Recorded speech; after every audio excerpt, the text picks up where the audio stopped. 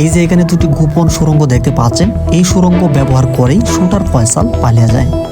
ইনকিলাব মঞ্চের প্রধান মুখপাত্র ওসমান হাদির হত্যা চেষ্টাকারী শুটার ফয়সাল কিভাবে এই গোপন সুড়ঙ্গ দিয়ে ভারতে পালালো, এই চাঞ্চল্যকর যে তত্ত্বটি এই মুহূর্তে এইখানে ফাঁস হয়েছে। এছাড়া ঘটনাস্থল থেকে এত দ্রুত কীভাবে কোন রুটে গিয়ে এই পুরো বিষয়টি পরিকল্পিতভাবে করেছে তা জানাবো আমরা আজকের এই ভিডিওতে।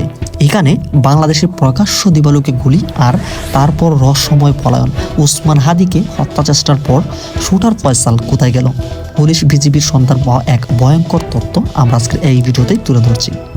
সম্পূর্ণ ভিডিওর একটু সাথে থাকুন। আমরা প্রথমেই চলে আসি ঘটনাস্থলে।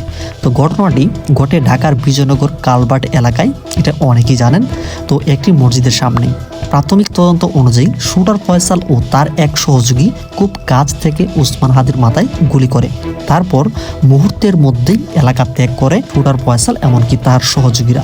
সব কিছু ছিল পূর্ব পরিকল্পিত এবং খুব দ্রুততার সাথে, এমনকি নির্দয়তার সাথে পুরো কাজটি কিন্তু তারা করে ফেলে। তারপর শুটার ফয়সালের পালানোর রুট থেকে শুরু করে সীমান্ত পর্যন্ত যে গোপন সুড়ঙ্গ রয়েছে সেটি আসতে, যেটি এখানে ধাপ পেরিয়েছে, সেটা হামলার পর ফয়সালের পালানোর রুট এখন খুবই পরিষ্কারভাবে এখানে দেখা যাচ্ছে। প্রথমে ঘটনাস্থল থেকে চলে যায় মিরপুরে, মিরপুর থেকে চলে আসে সরাসরি গাজীপুরে, গাজীপুর থেকে একটানে এখানে বাইকে করে কিন্তু চলে আসে ময়মনসিংহে। এখানেই শেষ নয়, এখানে ময়মনসিংহ থেকে সে চলে যায় একটি প্রাইভেট কারে এখানে হালুয়াঘাটে। ময়মনসিংহ থেকে হালুয়াঘাটের দূরত্ব তেমন একটা বেশি নয়।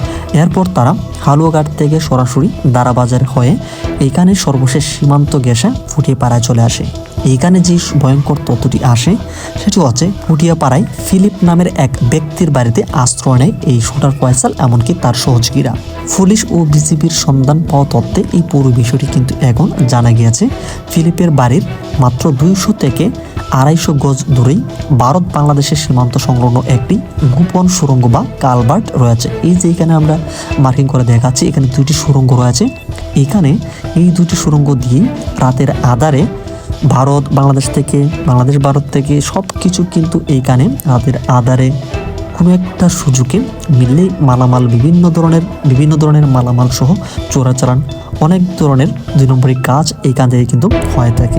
এই গোপন সুড়ঙ্গ দিয়ে শুটার ফয়সাল ও তার সহযোগী ভারতে পালিয়ে গিয়েছে, এমনটাই ধারণা আইন শৃঙ্খলা বাহিনীর। এছাড়া এখন রহস্যজনক যে বিষয়টি, যে ফিলিপ এখানে সহযোগিতা করেছিল এর সাথে জড়িত কিনা, এজন্য এখন কিন্তু ফিলিপকেও এখন পর্যন্ত খুঁজে পাওয়া যায়নি। এটা কি শুধু একজন শুটারের পলায়ন, নাকি এর পিছনে আছে বড় কোনো নেটওয়ার্ক? এই বিষয়ে আপনাদের মতামত কি অবশ্যই একটু কমেন্ট সেকশনে লিখবেন। ভিডিওটি শেয়ার করুন, সত্য সামনে আসাটা অনেক জরুরি। ওসমান হাদির উপর যে হামলা শুধু একটি ব্যক্তি নয়, একটি রাষ্ট্রীয় নিরাপত্তা, সীমান্ত আইন শৃঙ্খলার বড় প্রশ্ন তুলে দিয়েছে।